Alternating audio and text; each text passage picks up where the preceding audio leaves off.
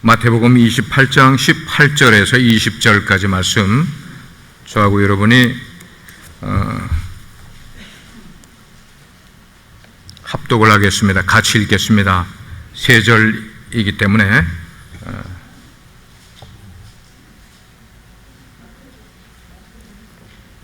마태복음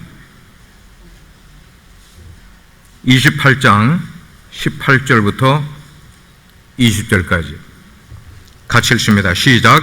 예수께서 나와 말씀하여 이르시되 하늘과 땅의 모든 권세를 내게 주셨으니 그러므로 너희는 가서 모든 족속 아들과 성령의 이름으로 침례를 베풀고 내가 너희에게 분부한 모든 것을 가르쳐 지키게 하라.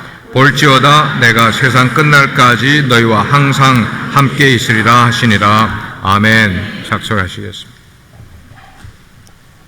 오늘 말씀 제목은 재미있습니다. 두 마리 토끼를 잡아라. 성경에 토끼 잡는 얘기가 나올까요? 나와요. 제가 1980년대에 대전에 나가서 신학 수업을 받을 때 3년 차가 되었을 때 마음 가운데 새로운 하나의 목표가 생겼습니다. 제가 꿈꾸는 교회를 목회를 하고 싶은데 그렇게 하려면은 기성교회에 들어가 목회를 하면서는 제 꿈꾸는 그런 교회관을 만들어가기가 쉽지가 않겠다 생각을 해서 어려운 길이겠지만 교회를 개척하자 하는 마음을 갖게 되었습니다.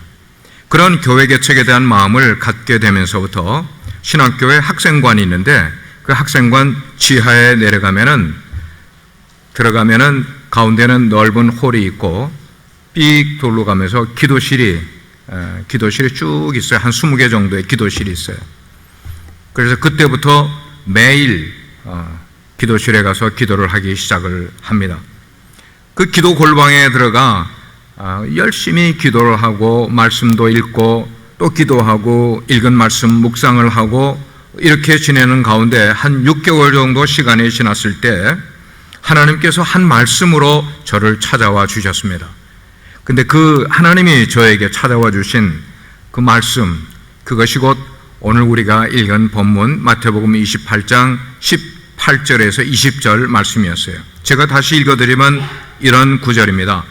예수께서 나와 말씀하여 이르시되 하늘과 땅의 모든 권세를 내게 주셨으니 그러므로 너희는 가서 모든 민족을 제자로 삼아 아버지와 아들과 성령의 이름으로 뭘 주고? 침례를 주고 내가 너희에게 분부한 모든 것을 가르쳐 지키게 하라. 그 말씀이었어요.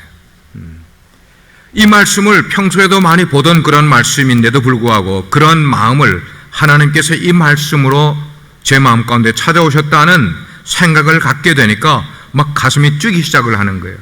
여러분 성경을 읽다가 어느 한 성경 구절에 여러분의 눈이 포커스가 되고 여러분의 마음이 집중이 되면서 막 가슴이 두근거리고 가슴이 뛰는 그런 일들을 경험해 보신 적이 있습니까? 성경을 읽다가 그럴 때가 있어요. 심지어는 좀 더 깊이 들어가면 눈물이 왈칵 쏟아질 때가 있어요. 뭐 드라마를 볼 때 눈물을 흘릴 정도가 아니에요. 눈물이 그냥 나도 모르게 마음에 감동이 일어나면서 눈물이 쏟아질 때가 있어요. 근데 이 구절을 읽는데 제 가슴이 막 뛰기 시작을 하는 거예요. 그러면서 마음 가운데 이런 작은 확신이 생기는 게 이 원리대로 하면은 정말 의미 있는 사역을 할 수 있겠다라는 생각이 드는 거예요. 이 원리대로 마태복음 28장 18절, 19절, 20절에 주님이 주신 그 원리대로만 내가 사역을 하면은 정말 의미 있는 사역을 목회를 내가 할 수 있겠다는 그런 마음이 감동이 오는 거예요. 그래서 당장 그 자리에서 그런 감동이 올 때 무릎을 꿇고 하나님께 기도를 했어요. 주님, 저 같은 사람도 하나님이 사용하기를 원하신다면은 하늘과 땅의 권세를 가지신 그 능력으로 예수님이 저에게 맡기신 분부하신 그 일을 이루어 가는데 큰 능력을 허락해 주십시오 하는 기도를 하나님께 간절히 드렸어요. 그때 드렸던 그 기도, 그 골방에서 하나님과 약속을 하면서 드렸던 그 기도 하나님께서 들어주시고 그 이후로 지금까지 30년이 넘는 기간 동안 하나님께서 신실하게 지켜주셨어요. 신실하게 지켜주실 뿐만 아니고 그때부터 저는 제자 삼는 삶을 제 삶의 가장 중요한 사역으로 여기게 됐어요. 제자 삼는 삶, 설교 잘하는 것도 아니었고 교회를 부흥시키는 것도 아니었고 제자 삼는 삶을 저에게 가장 은혜로 주셨어요. 그래 저는 그 삶을 살아가고 있어요. 그래서 어디에 가서 사역을 하든지 하나님이 어떤 교회, 어떤 사람들을 만나게 해주시니 어떤 소그룹을 이끌어가게 해주시는지 저의 기도는 그거예요. 주님, 여기서도 이 사람들을 제자 삼는 삶을 하도록 도와주세요. 제자 삼는 삶 살아갈 수 있도록 주님 도와주세요. 그리고 저는 기도만 한 것 아니고 실제로 제자 삼는 일을 제 사역 가운데 가장 중요한 일로 여기면서 한 사람 한 사람을 소중히 여기는 그 사람의 인격이 주님을 만나고 주님을 만날 뿐만 아니고 그의 인격이 주님을 닮아가는 인격으로 점점 변화가 되고 자라가는 그 일을 위해서 말씀으로 섬기는 그런 사역들을 해왔는데 시간이 훌쩍 지나 오늘에 이르게 된 거예요. 시간 빨리 갔어요. 주님께로부터 그런 사명을 받은 그 이후에 줄기차게 그 일에 매진을 했었는데 그러면서 그동안 뒤를 생각을 해보면 많은 대학생들을 제자 삼았어요. 한국에서는 그래도 침례교단 가운데 꽤 크다는 교회들 거기 대학부를 맡아서 대학생들을 참 제자 사역을 많이 했어요. 직장 청년들, 은행원들, 은행 대리들 소그룹으로 제자 훈련을 시켰어요. 신학생들도 그리고 일반인들도 가리지 않고 주님께서 저에게 맡기는 사람이면 누구든지 제자 삼는 사역을 쭉 해왔어요.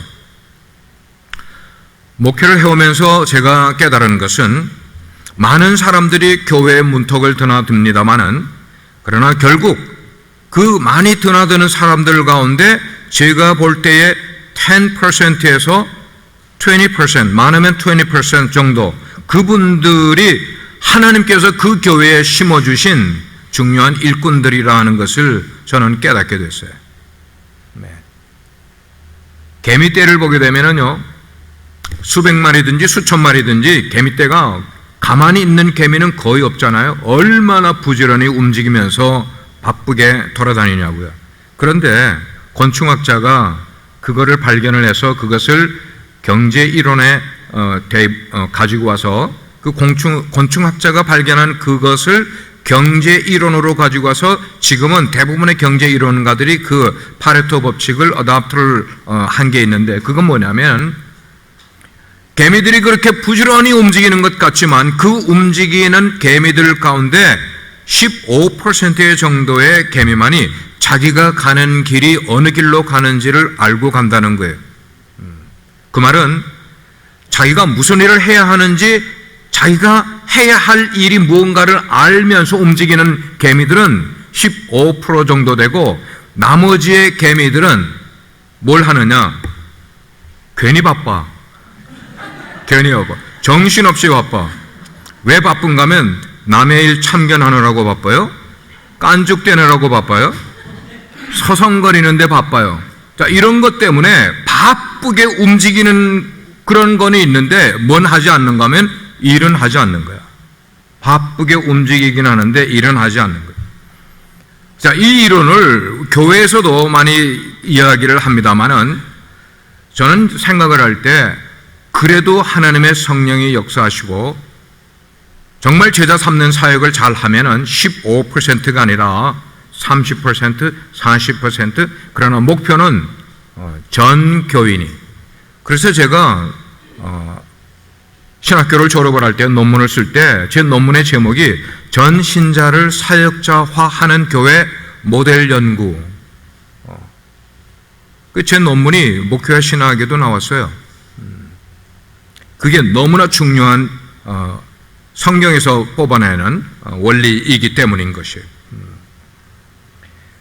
그래서 우리가 가야 할 길을 분명히 알면서 가게 되면은 뒤따라오는 사람들도 우리가 분명히 가야 될 길을 가고 목적 있는 그런 삶을 살아가는 모습을 뒤에 따라오는 사람들도 보면서 같이 따라가기가 쉬워지게 된다는 거예요.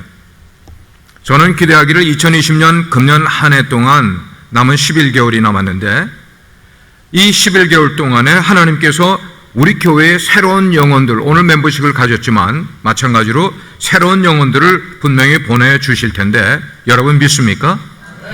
새로운 영혼들을 보내주실 텐데 그분들이 우리 교회에 새로 들어왔을 때에 이미 기존에 있는 우리 성도들이 우리의 신앙의 삶이, 우리의 인생이 어디를 가야 할지를 알고 걸어가는 모습을 그들이 보고 우리를 따라 배우게 되면 그들은 천국 가는 길을 쉽게 자리를 잡고 찾아갈 수 있겠다.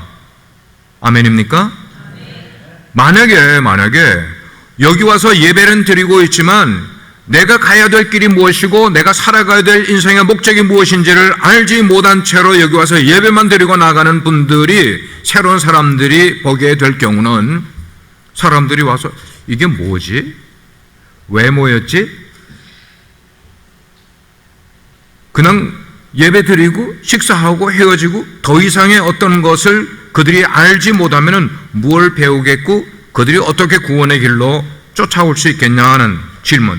그렇기 때문에 내가 알면서 가는 길, 이게 너무나 소중하다는 것이에요. 그래서 내가 알면서 가는 길, 그 소중한 길을 저는 두 가지로 이야기를 하고 싶은데 그게 뭐냐면 두 마리 토끼라고 이야기를 하고 싶어요. 두 마리 토끼. 오늘은 그 두 마리 토끼를 잡아라 명령. 한번 저를 따라 하시길 바랍니다. 두 마리 토끼를 잡자. 아멘입니까? 제가 그렇게 해서 신학대학원에서 논문을 준비를 할 때 도서관에 가서 자료를 찾으러, 논문에는 자료가 많이 필요합니다. 자료를 찾으러 갔다가 아주 귀한 한 권의 바인더를 발견을 했어요. 그게 도서관에 꼽혀 있는데 누가 그걸 보느냐에 따라 이제 임팩을 받을지 안 받을지 이제 그거는 보는 사람이 임자인 거예요. 그래서 그 책을 바인더인데 그 바인더를 제가 만나게 된 것이 제 목회에, 미래 목회에 커다란 획을 긋는 그런 만남의 사건이 됐어요. 그러니까 책 한 권도 우리가 인생에서 귀한 만남이 된다면은 그 책 한 권이 우리에게 주는 챌린지 혹은 임팩은 굉장히 대단한 거라고 저는 생각을 해요. 존 맥카터 목사님이라고 캘리포니아의 LA의 그레이스 커뮤니티 처치를 목양하는 분이셨는데 그분은 굉장히 미국의 복음주의, 그분은 하버드 대학 출신입니다.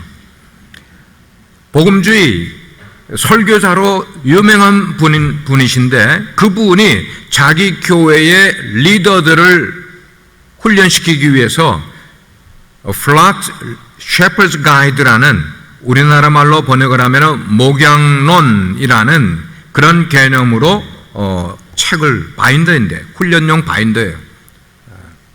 근데 그거를 제가 발견하게 된 거예요. 그래서 너무 그 임팩이 도전이 되고 너무 귀한 것이다 느껴져서 학기 중이었는데 제가 한국에서 캘리포니아까지 비행기를 타고 날아갔어요. 그리고 그 그레이스 커뮤니티 처치에 참석을 했어요. 그리고 예배 후에 그 셰퍼드 가이드를 이끌어가는, 그 세미나를 이끌어가는 분을 만나서 잠깐 동안 한 15분 동안 인터뷰를 좀 했어요. 그 결과가 이 교회에 어떤 영향을 줬는가에 대한 내용도 물어봤어요. 그리고 도서관에 책방에 들러서 몇 권의 책을 사서 한국으로 돌아간 적이 있어요. 그리고 제가 하와이에서 개척을 해서 목회를 할 때도 한 번 더 그 교회를 두 번째 몇 년 후에 방문한 적이 있었어요. 제가 교회를 개척을 하고 목회를 한 이후부터, 그때부터 이 플락, 목양론이라는 것을 제 목양 속에, 목회 속에 도입을 했는데 지금까지 30년이 넘도록 저는 이 플락을, 목장입니다. 이것을 제 목회 가운데 늘 함께 해오는, 말하자면 한 마리의 토끼를 잡는 중요한 방법 가운데 하나를 목장이라고 저는 생각을 하고 있어요. 저는 질문을 잘 던져요. 저한테 저 자신에게 질문을 던지고 하나님께 질문을 던지고 말씀을 읽다가 그 말씀 속에 질문을 던지고 답을 얻으려고 하는 그런 것. 그래서 제가 질문을 목양을 하면서 계속 질문하는 게 뭐냐면 하나님의 마음은 어디에 가장 관심이 있으실까 하는 거예요. 그게 질문이에요. 내가 믿는 하나님은 어디에 가장 관심을 많이 갖고 계실까? 목회를 하면서 제가 얻은 답은 첫째는 잃어버린 영혼들, 하나님을 믿지 않고 예수님을 만나지 못한 사람들이 예수님을 만나 구원 얻는 것이 하나님의 첫 번째 관심사다. 그리고 두 번째는 그렇게 예수님을 만나 구원을 얻은 사람들이 그냥 지내는 것 아니라 그들의 영과 그들의 혼, 다른 말로 하면은 그들의 인격이 예수님을 만난 다음에 점차 변화되고 성숙되면서 자기에게 맡겨진 인생 사명이 무엇인지를 깨달아서 그거를 행하면서 살아가는 것. 이게 하나님이 우리를 향하신 두 번째 관심은 바로 그거예요. 하나님은 교회도 돌아보시고 우리의 기도도 돌아보시고 다 하지만 하나님이 본래 갖고 계신 우리 전체 인류를 향하여 갖고 계신 두 가지의 그 가장 하나님의 관심은 구원받았는지 안 받았는지. 그럼 구원받은 사람은 구원받은 사람답게 하나님이 그의 인생에 맡겨주신 인생 사명을 잘 감당하며 살아가고 있는지, 이 두 가지가 하나님이 우리를 향한 가장 커다란 관심이라는 거예요. 우리 복음성가, 잘 부르는 복음성가 가운데 이런 복음성가가 있어요. 아버지 당신의 마음이 있는 곳에 나의 마음도 있기를 원해요. 아시죠? 예. 아버지의 마음이 눈물이 있는 곳에 내 마음도 함께 있기를 원하고 나도 함께 눈물 흘리기를 원하고 아버지의 마음이 여기에 가 있으면 나도 기도하는 가운데 아버지의 마음을 알아서 내 마음도 거기에 가 있기를 원하는 그런 심정. 이게 뭐냐면 내가 살아갈 인생 목적에 대한 삶을 알고 걸어가는 거예요. 교회 종류에 따라서 어떤 교회는 수천 명이 모이는 그런 교회도 있어요. 그러나 수천 명이 모이는 교회의 목사님이든지 성도들은 한 영혼에 대해서 크게 어텐션을 하지 않을 수도 있어요.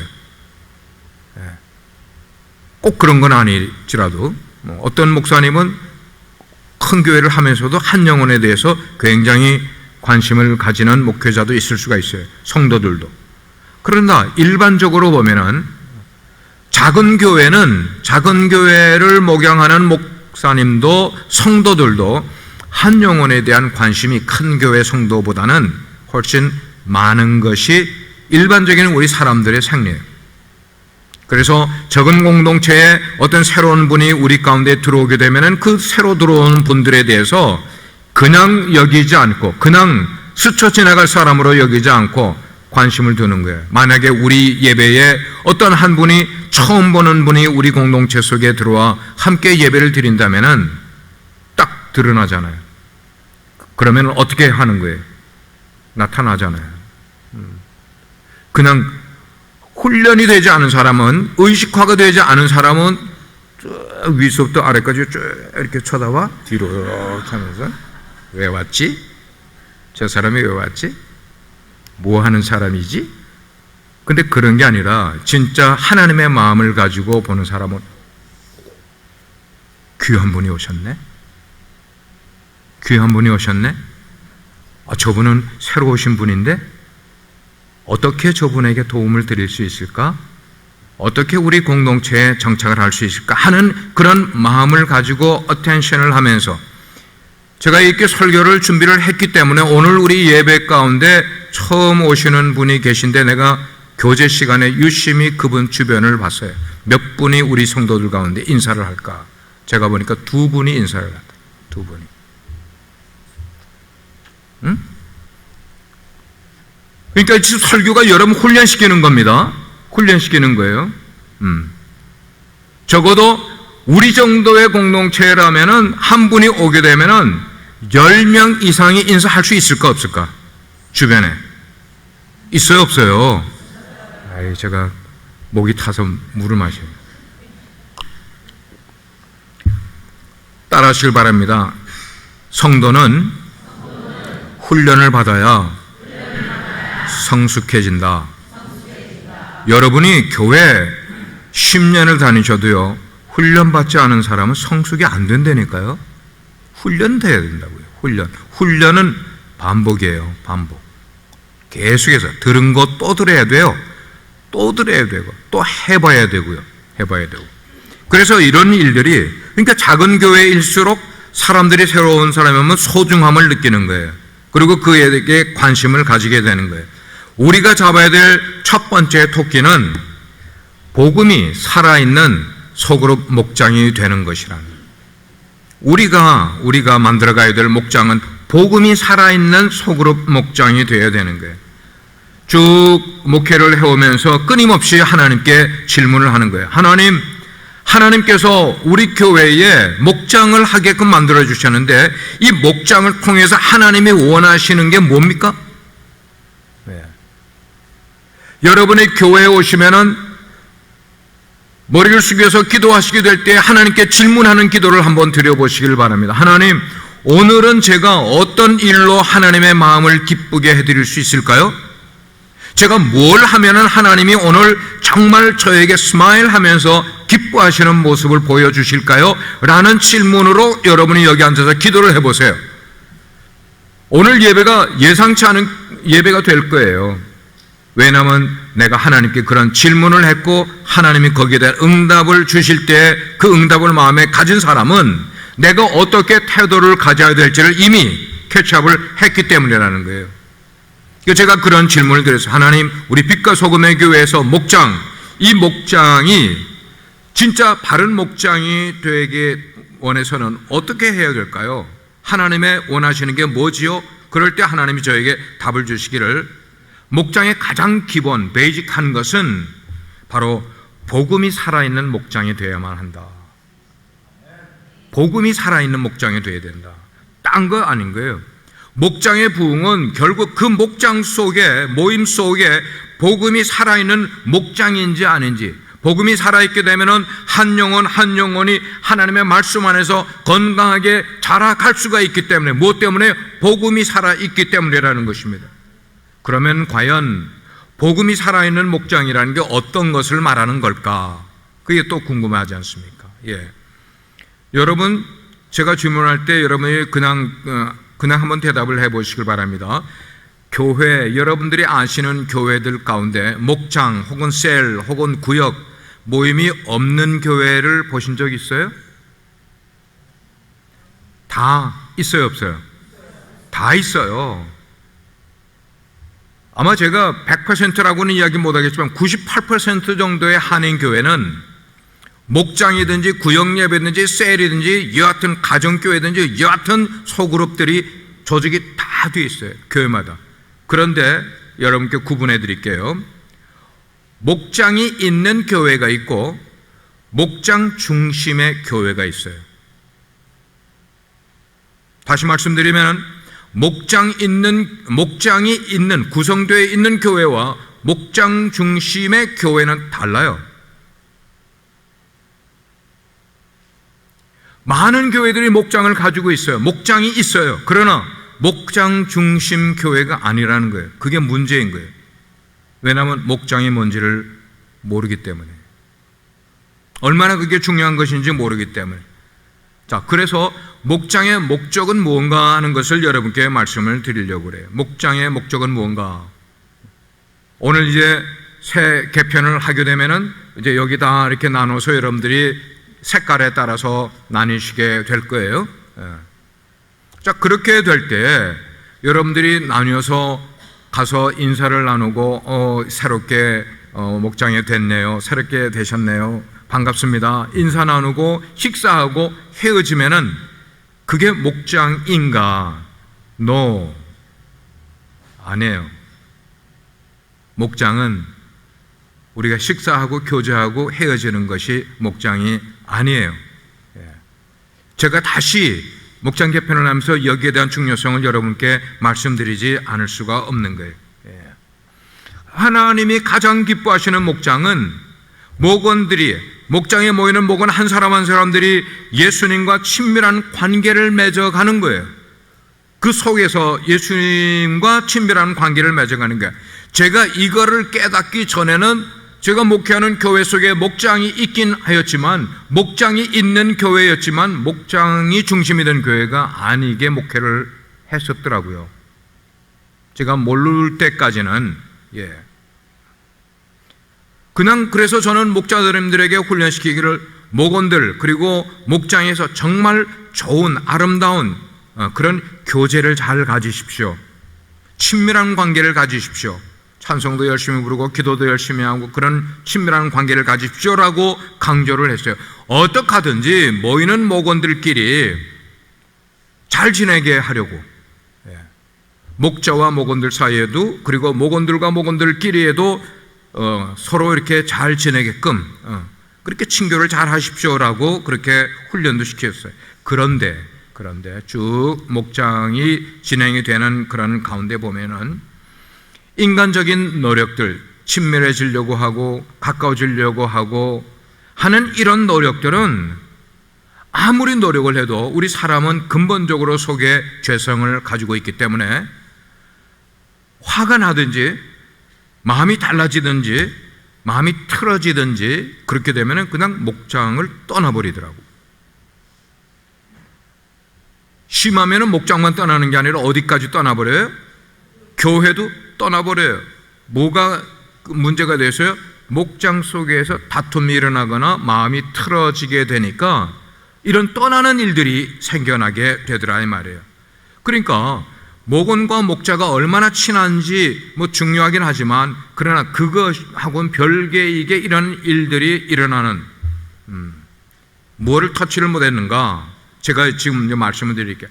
하나님이 기뻐하시는 목장은 우리가 인간적으로 누구와 친해지고 누구와 가깝고, 오늘 제가 목양실에 썼습니다마는 여러분들의 최대의 관심, 오늘 1월 26일 예배의 최대의 관심은 목장 개편일 거예요. 그리고 누구와 만나는지가 최대의 관심거리를 가지고 나오셨을 거예요. 어떤 분들은 어젯밤에 기도하고 나오신 분도 계실지 모르겠어요. 하나님, 좋은 사람하고 만나게 해주세요. 그럼 당신은 좋은 사람을 만나게 해주면 당신은, 그 제가 썼어요. 우리의 관심은 하나님의 관심하고는 전혀 별개의 것이구나. 하나님은 우리 목장들이 정말 기뻐하는 목장이 되고 그 속에서 예수 그리스도를 닮아가는 그런 일들이 일어나기를 기대하고 계시는데, 우리는 누구와 만날까가 최대의 관심이 되어 있다면 이거는 목장 개편에 완전히 엉뚱하게 나가는 것이라는 거예요. 엉뚱하게. 그래서 여러분들은 목장 모임을 통해서 예수님과 개인적으로 가까워지는 노력을 하셔야 된단 말이에요. 아멘입니까? 예수님과 가까워지는 노력을 해야 돼. 말씀이 여러분의 삶에 들어오게끔 마음을 열고 목장 모임에 들어가는 거예요. 기도하고 들어가는 거예요. 하나님, 오늘 목장 모임 속에 말씀을 나누게 될 때 그 말씀이 살아있는 말씀으로 내 가슴에 와 닿기를 원합니다. 그 다음 말씀이 내 삶 속에 가지고 나가서 6일 동안의 삶을 지탱시켜 줄 수 있는 말씀이 되기를 원합니다. 이런 기도하는 마음으로 목장에 들어가게 되면은 예수님이 여러분 가운데 은혜를 베풀어 주실 거란 말이에요. 그러면 목장이 얼마나 기쁨이 있는지 몰라. 저 사람만 부족한 것 있는 게 아니라 나도 부족함이 있는데, 저 사람에게만 모순이 있는 것 아니라 나도 실수할 수 있는 건데, 저 사람만 말을 실수하는 것 아니에요. 나도 말에 실수할 수 있는 건데 다 이해가 되고 용납이 되는 거예요. 뿐만 아니고요, 목장이 살아있다는 것은 번식을 할 수 있다는 거예요. 멀티플라잉을 할 수 있다는 것이 목장이 살아있다는 증거예요. 영적으로 건강하면은 어쩔 수 없이 전도를 하게 돼 있어. 영혼들을 데리고 와서 함께, 그래서 이게 멀티플라잉이 되게 된단 말이에요. 그래서 예수님과 개인적인 친밀한 관계를 만들어 갈 뿐만 아니고 우리 목원들 속에서도 생명이 그 속에 약동을 하면서 성장을 하고 또 성장을 하고 번식을 하는 것이 어디냐? 이게 바로 목장이라는 거예요. 목장이라는 거예요. 그렇습니다. 우리 새로 개편될 목장들 속에서 예수님이 함께 하셔서 여러분이 모이시는 목장들마다 복음이 살아있는 목장이 될 수 있기를 주님의 이름으로 축원합니다. 아멘. 이게 첫 번째 도끼. 두 번째 도끼, 우리가 잡아야 될 도끼는 세계 선교에 우리가 참여하는 일이에요. 세계 선교에 참여하는 일. 성경에는 두 가지의 커다란 명령이 주어졌는데, 첫 번째 명령은 창세기 1장 28절.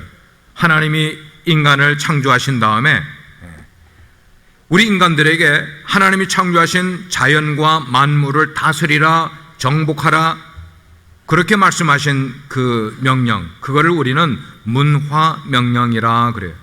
Cultural Mandate. 문화 명령이라. 그리고 두 번째는 뭐냐? 예수님이 승천하시기 직전에 제자들에게 분부하신 말씀, 곧 마태복음 28장 오늘 읽은 본문의 말씀, 바로 그 말씀이었어요. 이거를 우리는 지상명령이라고 말하는데, 그걸 다른 말로 표현하면 선교명령이었어요. 예수님의 두 명령 가운데 하나가 선교명령이었단 말이에요. 우리 크리스찬들은 누구든지 이 두 가지의 명령, 문화명령과 선교명령을 우리가 다 받은 거야. 개인이 받았고 교회가 받은 거예요. 그러니까 반드시 순종해야 될 우리들의 책무로 하나님께서 말씀을 그렇게 해주셨어요. 그래서 마태복음 28장 19절 20절에 이 선교명령, 선교가 무엇인가? 선교가 무엇인가? 예, 첫 번째 선교는 보내는 거예요. 보내는 거. 그래서 요한복음 20장 21절에 보면은 한번 저기 성경 구절이 있으니까 한번 같이 읽어보겠습니다. 시작. 아버지께서 나를 보내신 것 같이 나도 너희를 보내라. 여기 아버지가 누구세요? 하나님. 하나님이 나를 보내신 것, 나가 누구예요? 예수님. 하나님께서 예수님을 어디에서 어디로 보내셨다고요? 아버지 계신 곳으로부터 이 세상, 이 지구로 보내신 것처럼 나도, 예수님도 3년 동안 훈련시킨 제자들을 어디로 보낸다는 거예요? 세상으로 보낸다고 말씀을 하시는 거예요. 선교는 두 번째로 가는 것이에요. 가는 것. Go. 그래서 19절 말씀해 보니까 너희는 가서 therefore go 그렇게 말씀을 하셨어요. 옛날에는 제가 선교학을 공부할 때만 해도 가든지 보내든지 go or send이었어요. o가 들어갔어요. 그런데 요즘은 그 선교학이 바뀌었어요. go and send. 가기도 하고 보내기도 하라 그거예요. 가든지 보내든지가 아니고 가기도 하고 보내기도 하고. 어디 가요? 교회가 그렇게 하라고 말씀을 하고 있는 거예요. 세 번째로 선교는, 저건 넘어가야죠. 자, 한번 읽어봅니다. 시작. 선교란 모든 사람들에게 복음을 전하는 것이다. 마가복음 16장 같이 읽습니다. 너희는 온 천하에 다니며 만민에게 복음을 전파하라. 네 번째 선교란, 네 번째 읽습니다. 예수 그리스도를 구주로 믿고 죄를 고백함으로 죄 사함 받고 구원을 얻게 하는 일입니다. 선교는 뭐냐? 선교는 뭐냐? 예수 그리스도를 주님으로 믿고 내가 죄인인 것을 고백을 하는 거야. 그리고 회개를 하고 그리고 구원을 얻게 하는 일이 선교라. 그 선교가 누구의 일인가 하는 거예요. 교회에 주어진 커다란 사명 가운데 하나가 전도 및 선교인데, 예수님께서는 그 일을 예루살렘에서만, 지금 예수님은 제자들과 예루살렘에서 사역을 하셨는데 그 예루살렘에서만 아니고 유대 땅으로 넘어가기를 원했어요. 크로스하기를 원했어요. 그 다음에 유대 땅에서 그치는 것 아니라 유대 땅보다 더 북쪽에 있는 사마리아 땅까지 가서 복음을 전하라. 그럼 사마리아 땅이 끝인가? 아니, to the utmost of the part. 그 말은 땅 끝까지 이르러 내 증인이 되라, 그렇게 말씀하셨어요. 아마 여기가 실내가 좀 더운 것 같습니다. 더운 것 같습니다. 그 일을 위해서 예수님이 교회를 세우시고 우리를 부르셨단 말이에요. 그래서 우리 교회는 부단히 지금까지 선교하는 일을 해마다 하고 있는데, 작년 기준으로 2019년 기준으로 우리 교회가 선교하고 그리고 선교사님들과 매칭이 되어 있는 후원을 하는 선교사님 리스트가 나오는데 전부 몇 곳이죠? 11곳. 우리 교회 목장이 11이기 때문에 11곳. 옛날에는 청년부가 따로 했는데 지금은 청년부가 따로 하지는 않습니다만은. 자, 1번부터 11번까지인데 여러분들이 우리 교회가 텍사스 허스트에 있는 교회인데 어디를 커버하고 있는가 선교지로 한번 보기 위해서 맨 오른쪽에 보면 괄호 안에 있는 이름이 선교사님, 우리하고 연결된 선교사님이 사역하시는 선교 지역입니다. 그래서 하나씩 11지역을 이름을 한번 우리가 크게 읽어보도록 하겠습니다. 읽어보도록. 통역하시는 분은 영어로 그걸 빨리빨리 좀 해주시면 좋겠습니다. 선교사님 이름은 여러분들이 보시면서 지역만 한번 순서대로 1번부터 11번까지 한번 읽어보겠습니다. 시작. 마다가스카르, 몽고, 인도, 카자흐스탄, 과테말라, 키르기스탄, 남수단, 태국, 필리핀, 아르헨티나, 잠비아.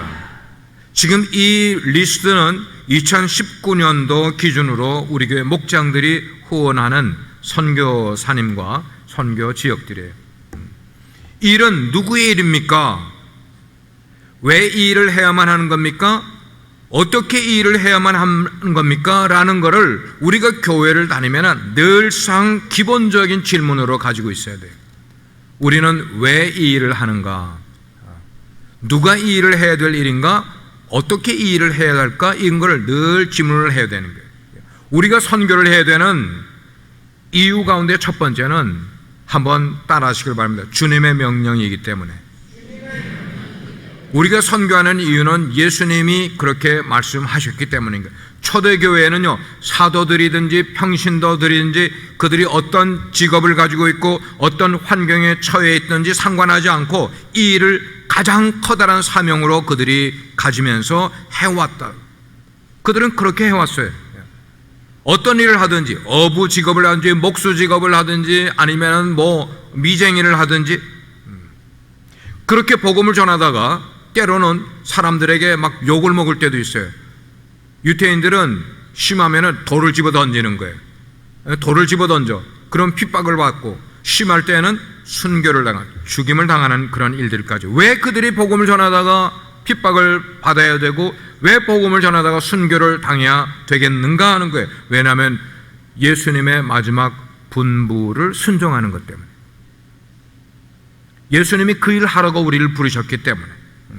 우리 기독교 역사를 보게 되면은 복음이 전해지지 않은 지역에 들어가 복음을 전하다가 핍박을 받은 경우나 어려움을 받은 경우 아니면은 순교를 당한 그런 케이스가 굉장히 기독교 역사에 많이 있어요. 멀리 가지 않아도 우리 대한민국 케이스만 봐도 그래요. 대한민국. 제가 자료를 찾아봤어요. 우리나라에는 순교자가 얼마나 있을까라는 자료를 찾아봤는데 거기에 이렇게 기록이 되어 있어요. 한국은 짧은 기독교 역사에도 공식적으로 1만 명 이상, 비공식적으로 3만 명 이상의 순교자를 배출했다.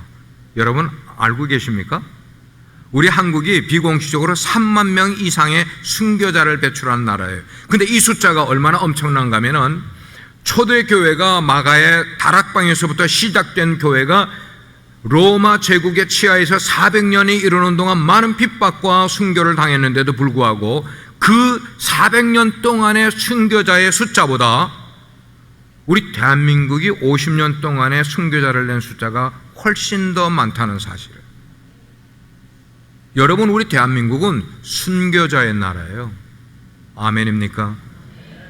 우리 대한민국이 이런 순교자의 나라예요. 이 말은 뭐냐면 순교자를 한 명도 배출하지 못한 나라에 갈 때는 우리나라는 영웅인 거예요. 영웅. 코리안 크리스찬은 뭐예요? 순교자를 많이 낸 나라의 크리스찬이기 때문에.